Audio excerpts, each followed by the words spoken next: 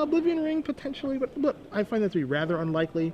Other than that, I mean, I could see Sigarda coming in. I could see additional Garrick Primal Hunter coming in. I could also see the fourth Bonfire Dam joining us. So we've got some options here. Yeah, and on Bryan's side of the matchup, sideboard does not seem particularly good in this matchup, with the exception of 3 copies of Supreme Verdict, which will be excellent here. It just gives him a lot of ways to control the pacing of the game, and his threats.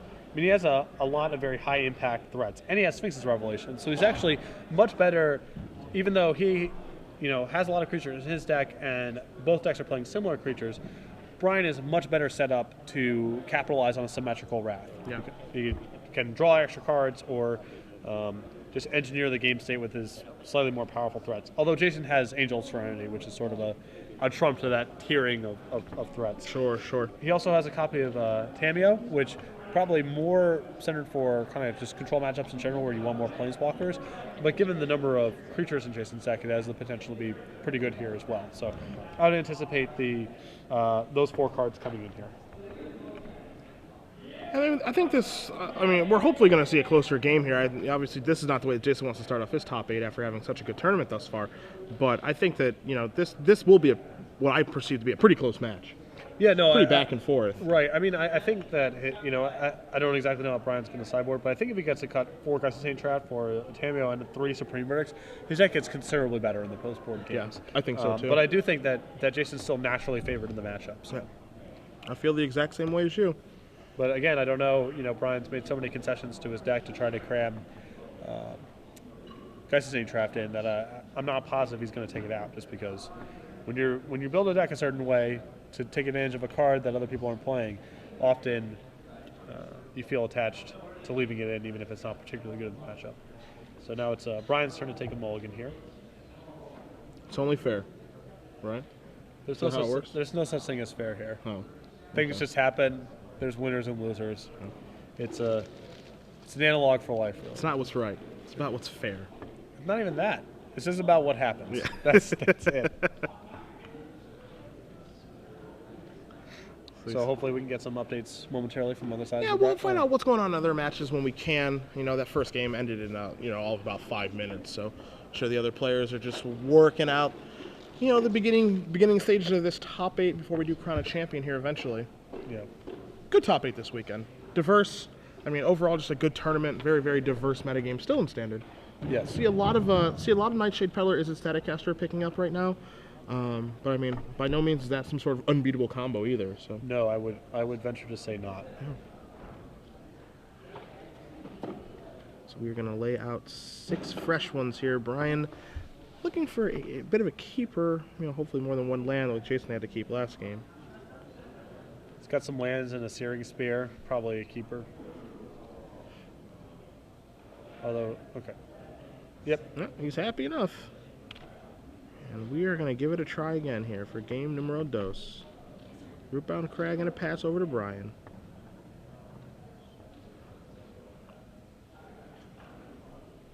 And a Hallowed Fountain for Bryan.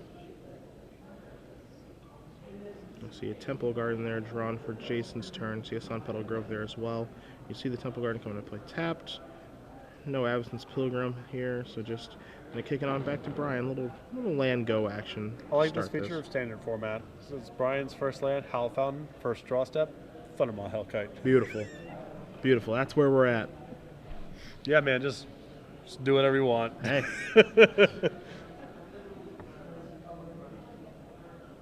We see a Hunmash of the Fells here drawn for Jason. Going to put the Sun Petal Grove into play. And we're going to see a Lockstone Smiter.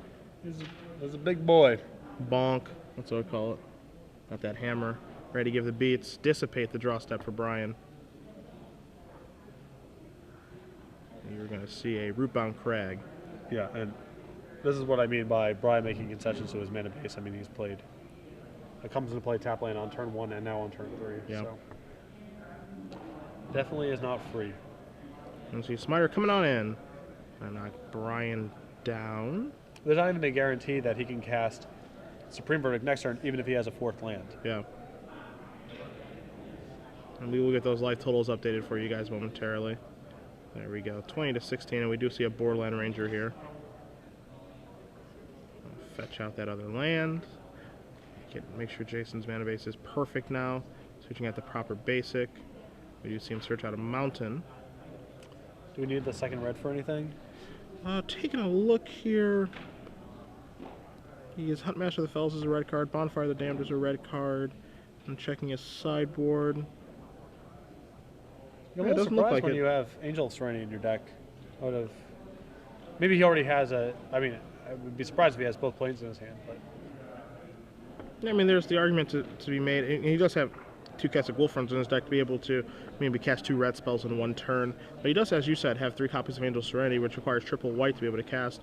And he does have triple green for Garruk Primal Hunter. So I was a little bit curious at this point. So we do see another Clifftop Retreat. Let's see if we have. And that's going to be Supreme Verdict. Supreme Verdict to clear the board. Which is really nice for Jason to be able to play Borderland Ranger. It's the right mixture of both advancing his board in such a way that he has to Supreme Verdict while limiting his exposure. Like Jason last turn could have played Huntmaster, it was in his hand. Yeah. But that would have left him heavily exposed to Supreme Verdict. So the Borderland Ranger is sort of the best of both worlds. If Bryan doesn't have Supreme Verdict, awesome, you have 6 points of power in play. If he does have it, that's fine, you still get your land and you have Huntmaster of the Fells left over. Yeah, he is able to reload with that Huntmaster, putting him that wolf into play, moving himself up to 22, and does pass it back to Bryan. Bryan takes a draw step, and he draws a Hinterland Harbor, which will come into play untapped. And we'll see if he has a Thragtusk or anything huge here. I think we do know he does have the Dragon. Yeah, I mean, sure. And we start the race a little bit. Yeah, and he's got Searing Spear in hand plus Sphinx's Revelation. So he's actually we don't really know what Jason's leftovers are at this point, but he certainly has some tools to race with, that's for sure. Like next turn he could go Searing Spear, your play, Dissipate, although it appears that Jason has just ripped a Selesnya Charm, so that's going to put an end to this Thundermaw Hellkite action. Rather quickly, I assume. So we see Bryan come across, we see Jason come across for Bryan for 4. Checking in on our other match right now, we have DJ Break winning the first game against Mark Herberholtz. DJ Break playing Black-Red Zombies, Mark playing Blue-White Geist. Okay, so this was actually a pretty critical moment now because Jason passed the turn instead of casting Selesnya Charm to try to fill up his Huntmaster, and Bryan has both Searing Spear and Dissipate for the Selesnya Charm. So by waiting here, Jason's going to run into both of Bryan's tricks essentially. Yeah, get himself into some serious trouble. Yeah, I mean, this is real bad. And so now the thing with the Selesnya Charm is he can attempt to give +2/+2. Okay, so now you see Restoration Angel here. And that's going to bite the Dissipate. And now you're going to see the use of the Selesnya Charm. Right, but Bryan's now under.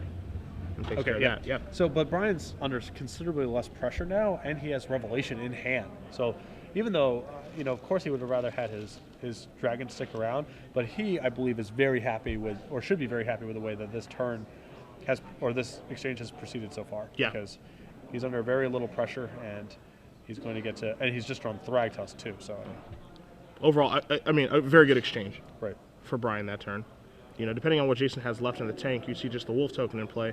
He does take a draw step here, draws a Rootbound Crag. I see a couple lands there.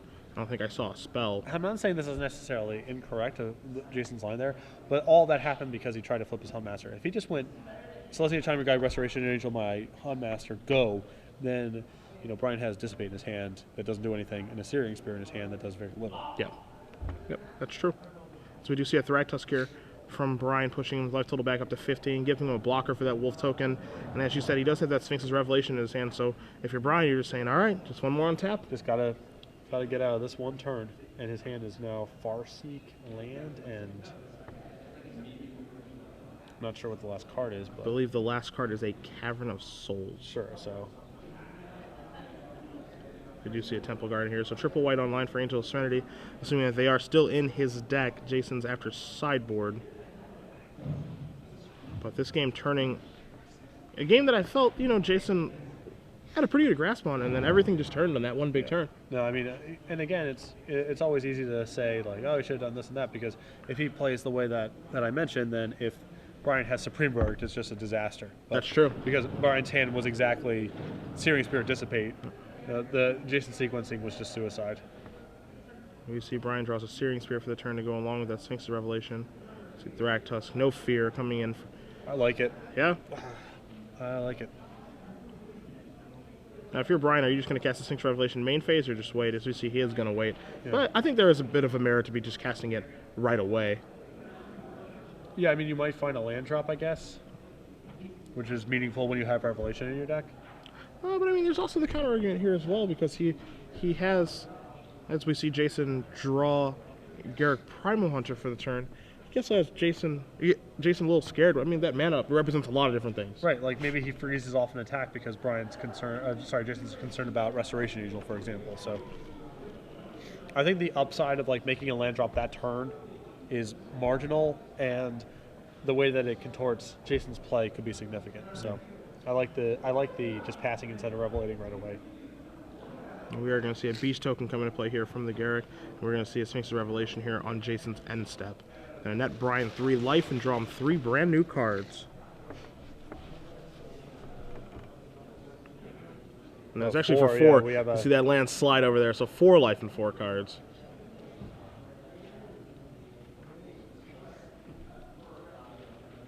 And with so many powerful cards in Bryan's deck. I mean, it was like another Thragtusk and a Azorius Charm or something. Yeah, just a lot. A lot to play with. He's going to take a draw step here. He draws another Thundermaw. Okay. Right, sure, so that just takes care of Garruk if he's feeling so inclined.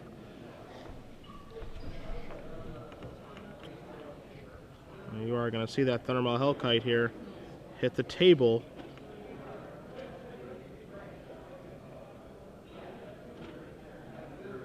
This, Patrick, is really your classic case of, as we're going to see exactly where these attacks are taking place, but this is really your classic case of if the mana gets online for these type of decks, they're almost unstoppable. Oh, I mean, what Bryan's doing in this game is like so much more powerful. And another thing that's like pretty impressive about his deck in this matchup is he has all the power, but with Searing Spear and the charms and Pillar Flame, he can actually keep his head above the water early on too. Like, he can fend off Jason's early aggression and then take over with these cards, like we've seen in this game, Yeah. The combination of cheap spot removal plus Wrath Effect plus Revelation plus, big threats. It's a lot for Jason to try to work around.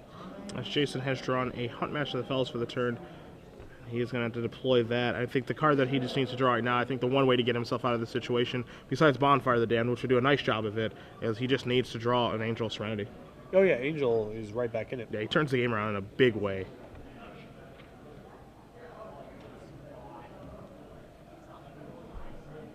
And he is contemplating, and Searing Spear is going to take care of that Huntmaster on Jason's end step. And Bryan going to take an untap and a draw here. And just draw just a Rootbound Crag. Plays an island for the turn, so Azorius Charm and Thragtusk in hand as we see an attack here. These two guys a double block, and we only see Azorius Charm do a little bit of a wrecking here. Yeah, I assume we're going to be charming one of the wolves here. That's what we'll see. And Hellkite in for another 5. Getting that Jason down to 9. I think we'll see that Thragtusk in the second main phase. Bryan moving up to 24, and has lethal on the board now. Right. So we're in Angel of Serenity or bust right now, I believe. Thragtusk, not bad, not great, not bad. It's another turn in essence. Yeah. It's gonna bring Jason up to 14. Both players appear to be on empty at this point. Although Bryan, of course, with a much better board. A draw step, which nets a Detention Sphere. Which is actually a pretty important draw here because now Bryan has insurance even if Angel of Serenity comes for Jason. Yeah. So even though it's not very good this turn, it gives him a lot of insurance against Jason's best possible draw. I think this is a turn where we just see everything from sideways here. He's going to jump in front of Thragtusk, get this trade here. I mean, also we're back where Bonfires are a real draw too. Yep. So we're going to see a Beast token come in on both sides. But Jason is facing lethal the following turn now, so this draw has to be, he can't miss. All right, here it comes. Assuming that's not Bonfire. I can't tell. That's a spell. Is it Art Master? Is it Thragtusk? Is it Group Primal Hunter? All right. I'd like to draw 3 cards, please. Okay. Hit 1, hit 2, hit 3. Thragtusk is one of them. There's 2 another Thragtusks. It's going to be a lot of turns. Staying alive. Yep. All right. Jason's going to push his life total back up to 11. With Thragtusk into play. Every Thragtusk drawn is a turn of reprieve from the Thundermaw Hellkite. Acting as a makeshift fog. I would go with bootleg fog. Mountain the draw from Bryan. So now Bryan is kind of in the situation where he needs to draw an action spell now. Yeah, I mean he's definitely still ahead with the Thundermaw Hellkite, but his position's getting very tenuous now. Yeah. So we do see an attack with everything. Jason's going to get in front there. Jason's going to end this combat down 5 life and with a beast token left as we see Bryan's beast tokens go away. Maybe he's going to blow this attention sphere here on the beast token, or is he just going to hold out? I don't think the beast token matters very much right now. I definitely agree with you. Draws a card, Restoration Angel. Okay. Another blocker. We got Thragtusk. And we have Thragtusk, and in for 3, knocking Bryan down to 21. We're clawing back into this thing. He's making a little bit of comeback here. All right, we're going to see Thragtusk number 3 from Jason come into play. Bring it up to 11. Now, if you're Jason here, due to what happened on turn 5 of this game, do you main phase that Restoration Angel? I don't really know what he gains by waiting, especially since he knows that Dissipate is a card in Bryan's deck. So giving him that draw step is super dangerous. You see Jason got to move down. No blocks, no Restoration Angel. Just going to move down to 6. Couldn't quite make out what Bryan drew for the turn. And we are going to see Restoration Angel here. See Snapcaster Mage, and I believe that's a Pillar of Flame in Bryan's hand. Yep. Pillar of Flame, not too great on this board. So Restoration will blink Thragtusk, everyone's favorite interaction. Jason's going to move back up to 11, bootleg fogging Thundermaw Hellkite and adding a beast to the board. So right now, Bryan at 21, but 5, 8, 14 damage. Yeah, and I mean now Bonfire is now like an insane draw. Yeah. And Angel of Serenity as well. Jason, considering his options, look like he's going to come across with everybody. Yep. So this is an attack for a bunch of damage. And we got 14 coming in.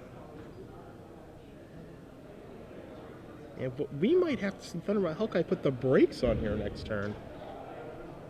I didn't think I'd be saying that this game. I mean, you can't even really block. He doesn't block very well, as we see Bryan draw a Glacial Fortress. So yeah, Jason basically just wins now, right? I don't think Bryan can get out of the next turn. I mean, he has to lose his Thundermaw Hellkite to do it. So I guess then you're like, okay, now Supreme Verdict is a draw, but it's actually just he can Detention Sphere away those 2 beast tokens. Sure. And then he has a Thundermaw Hellkite, which can get in front of the Restoration Angel, and then the Thragtusk will put him down to 2. That's an option. And then he's drawing like another Thundermaw, basically? Yeah. Okay. Okay, so Detention Sphere is going to clear these out of the way. Jason going to take a draw step. Another Restoration Angel. Cheers. Another card in his hand. That other card to me looks like a Farseek for some reason. Okay. Yeah. I think I would have just cast that. I like holding on to the Farseek, I think, because maybe it's better to just cast. I don't know. The fact that there's Huntmaster in his deck means there's some value in like being able to engineer things, but at this stage of the game, you're probably off just firing it off. And so we do see Restoration Angel bite the dust. Thragtusk knocks Jason down. Knocks Bryan down to 2. Bryan looking for any action. What's he draw? I mean, Revelation's a huge haymaker. That is not it. That is another land, another Glacial Fortress, which comes into play. Keeps playing all of his lands accordingly, and does just pass the turn back. Restoration Angel on the end step, and a concession. What a comeback there by Jason. That was insane. Unbelievable. Jason having to draw that Garrick Primal Hunter on the last turn of the game does get himself out of the situation, draws 2 Thragtusk to basically, as you said, bootleg fog the Thundermaw Hellkites and actually pulls it away because Bryan floods out. Yep, that was a pretty impressive comeback there. I thought Bryan had that one pretty much locked up with the exception of, Bonfire or Angel of Serenity or like running draws in that space, but Garrick, harmonized into a lot of gas, and Jason's subsequent draw steps found some as well, while Bryan had no action. So pretty good comeback there by Jason. So now we got a brand new match here. Yeah, and I mean, if you're Bryan, you're sort of wondering how that one got away. Yeah, especially after that big turn with the Dissipate and the Searing Spear. He basically wrecked him, and then the following turn he played Thragtusk, and the following turn of that Revelation for 4. Hard to believe if you're Bryan that you lost that one. Right. On another side of our bracket here, Joel Lissette took an end to Red Green this weekend, meaning Sliver 2-0. So Joe will move on to the semifinals, awaiting the winner tomorrow of Jackson Josue.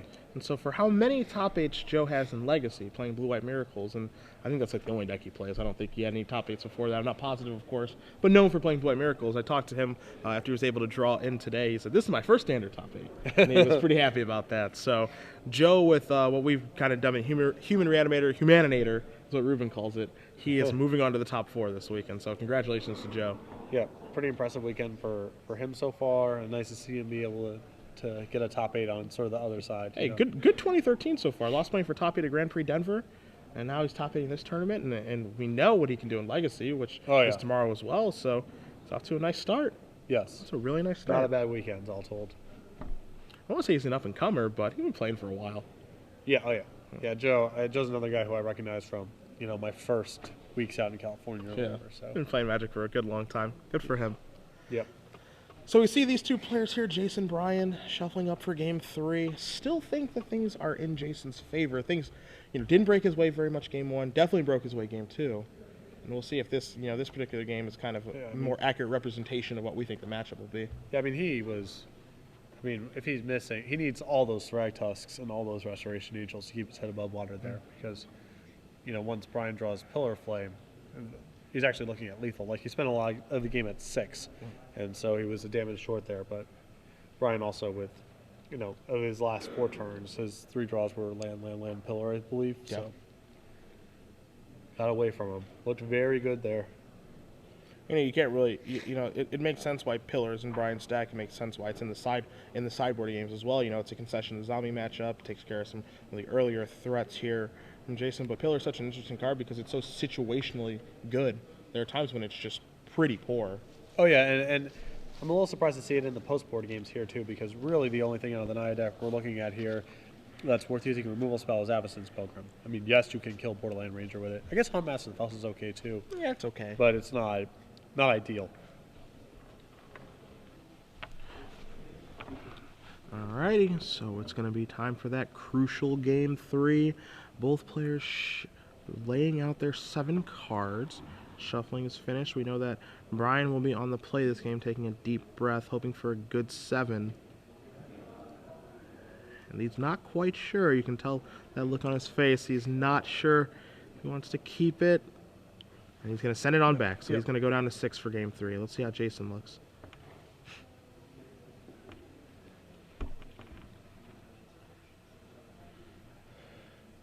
All right, Jason's going to keep. Jason's okay.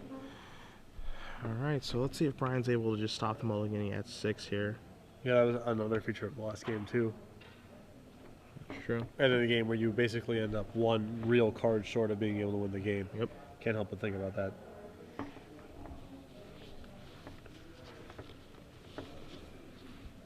Again, we had to be kind of, volume down at this point. We're at the stage where the hall's kind of closed down, and so even though we have some distance from the competitors, we are within earshot, certainly if we get loud enough. Yeah. Our voices do carry here in the San Diego Convention Center. Good venue, too. Oh, yeah, the Convention Center is awesome. This is my 4th time to San Diego. Every time I've been here, all the events I've only ever been here. It's just great, very great location. Well, it's really nice because like Convention Center and Petco and the major dining and going out district are all in the middle of downtown. Yeah, all so right downtown here. Yeah, and the airport's really close too. Yeah. It's really nice. It is definitely well set up. There's a reason that they have Comic-Con here. Very true. Very true. So let's see, can Bryan keep his 6? Doesn't look quite sure. And he's going to keep it. All right, and we are now underway. He's going to start off with a Hallowed Fountain. Pass it back to Jason. We do see that there's an Avacyn Pilgrim in Jason's hand. He does draw a Forest. That's going to start it off. Let's see if we have one of our removal spells for that Pilgrim.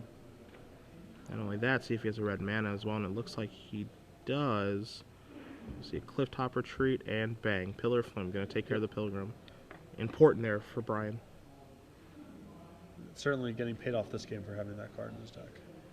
So we're going to see Farseek here from Jason. Going to get ahead of schedule here. Might see, you know, turn 3 Huntmaster, something of that nature, but he's getting his mana online and getting it fixed.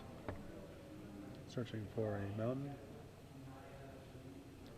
Not that much longer until he'll be able to find Stomping Ground with that one. That's true. Coming soon to a Magic telecast near you. About a month. Yeah, just about. I'm excited. I mean, when you and I are doing Atlanta together, we'll be able to see some Stomping Grounds. Thragtusk, Bryan's draw step, to go along with a Steam Vents. That's going to come and play tapped here. You also see the other Pillar of Flame. So not a lot of action here from Bryan. Jason with the Selesnya Charm Angel Serenity. You see a Plains in his hand there. You're going to see a Borderland Ranger here too. So basically what he's doing right now, just he's getting his lands out of his deck. He's fixing his mana, so he's going to be able to cast all of his spells without issue. Yeah, and you know, he probably of the two decks has the absolute most powerful card in terms of the way the matchup plays out in Angel of Serenity. So as long as he doesn't, you know, there's sort of like the tiers of the deck. It's, you know, there's Jason's down here, and then Bryan's is slightly, you know, to significantly more powerful in certain spots, and then Angel of Serenity is this breaker up here. Yeah, that Jason has access to. Just nothing quite as good as it. Excuse me. Quick report for you guys here about another match that's taking place. Jax Ramito, with his Esper control deck with 4 Nefarian Drawn Yards as a win condition, is up a game against Huswal Romano and his Pedal to the Metal deck. Nightshade Peddler is a Staticaster combo deck. So we do see a Forest here. And no play. Another quick update for you guys as Bryan does take his turn. Mark Herberholtz does win Game 2 against DJ Break. Mark, of course, playing the Blue-White Geist deck. DJ playing Black-Red Zombies.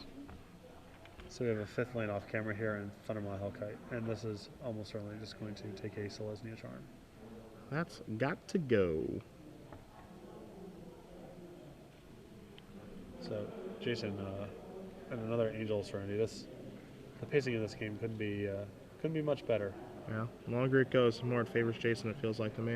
You know, there are Sphinx Revelations, on Bryan's side of things, but Angel of Serenity almost kind of trumps those two, because what can Bryan draw to that's as good? It's just he's just drawing creatures, so it's hard for it to be much better. Snapcaster Mage, Bryan's draw step. And this is you're saying another opportunity cost here, Bryan's deck. He actually has Thragtusk in hand with 6 lands and is unable to cast it. Yeah. You see Rootbound Crag there from Jason. Cavern of Souls, 2 copies of Angel of Serenity in hand. You see 5 mana here. This feels like a Thragtusk to me. But it was actually just a Zealous Conscripts. Just trying to get on the board. Yeah, let's start the beatdowns. If I was Bryan, I would be like, oh my god, his hand's got to be completely off the rails to be able to do this. Yeah. Just throw out a 5-mana 3/3 haster. Yeah. No blowouts involved. Just get that bad boy out there. All right, Bull Shock Berserker you. It's like, oh no. Yeah. We gotta have a lot of action. Bryan just draws a mountain, plays it, and says, go Garrick, Primal Hunter, the draw step here for Jason. In for 3 with the conscripts yet again. I think we might see the Primal Hunter this turn. I want to get that online. And there's Garrick. No counter spell. We're going to see a beast come into play. Jason may or may not play a land here. May want to sandbag the 7th land. He chooses not to play one. Bryan draws his card. Bryan draws an Azorius Charm. I think that's going to get cycled faster than anyone can believe. Assuming that is correct.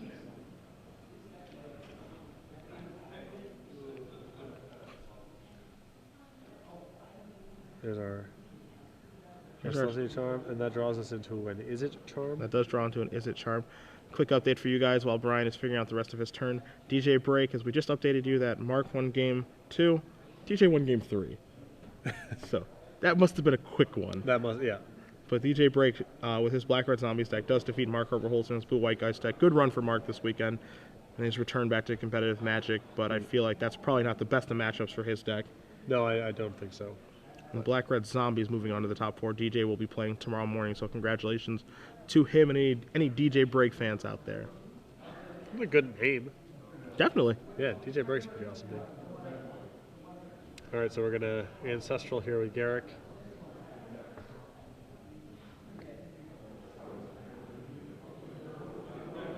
I'm going to see Cavern of Souls here.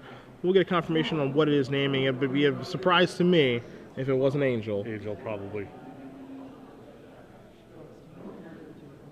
We are going to see a Snapcaster Mage here from Bryan. We do see that Azorius Charm in his graveyard to go along with 2 Pillars of Flame.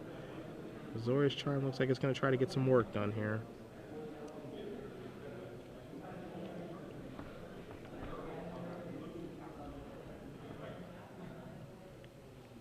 All right, we need a larger die here. Yeah. Showing that Garrick has 1 loyalty left. Uno left. And we are confirmed with that. Cavern of Souls from Jason is naming Angel, unsurprisingly for the Angel Serenity in his hand. And we do see Snapcaster Mage jump in front with that Zealous Conscripts. Nothing yet from the Azorius Charm. Yeah, I think he's just going to draw a card again. Would be my wager. Maybe looking for a Supreme Verdict or what have you. Yeah, but even then, he's still under Garrick plus what is almost certainly many Angels in Jason's hand. Does draw a card. Still has that Thragtusk without any green mana. Takes another draw step. Finds a Plains. See an Is It Charm in there. I think that card that he drew was a Snapcaster Mage. So Snapcaster Mage, Is It Charm, and Thragtusk in Bryan's hand. I think it might be time to blow that Is It Charm. Draw 2, discard 2 mode. Yeah. Doesn't really seem like it's going to get much better. Although he quickly played a land down, so I suspect maybe he found a green source. Because, oh, no, I guess not.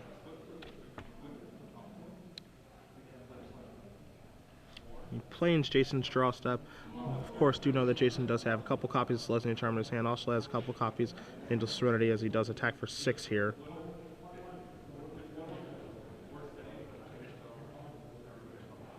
It looks like I guess we're going to see Is It Charm. Deal 2 to something, yeah. Nope, draw 2, discard 2. Never mind, take it all back. Hollowed Fountain and Hinterland Harbor. So we had to discard our Snapcaster Mage, so this is a charm, I guess, because we need to keep Hinterland Harbor plus Thragtusk. Yeah. I think this would have been much better. Bryan would have been much better off casting this in his main phase. Yeah, because he could have found information Hinterland then. Harbor and actually just cast his Thragtusk. Yeah.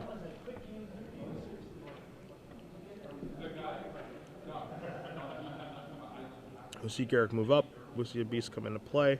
You see Jason, pacing the game in such a way that he's able to play around Supreme Verdict. Yeah, I mean, he has basically everything covered at this point. Yeah, which is why he's not really deploying any more threats. I mean, you can make an argument for just slamming down Angels ready to have a 5/5 flyer, but there's no need. Yeah. Actually, like maybe casting the Avacyn's Pilgrim because you don't really need that as backup. But these are minor things. Yeah. Bryan moves down to 5 life. You're going to see a Thragtusk here to push him up to 10. Another Thragtusk with a Straw Step as well.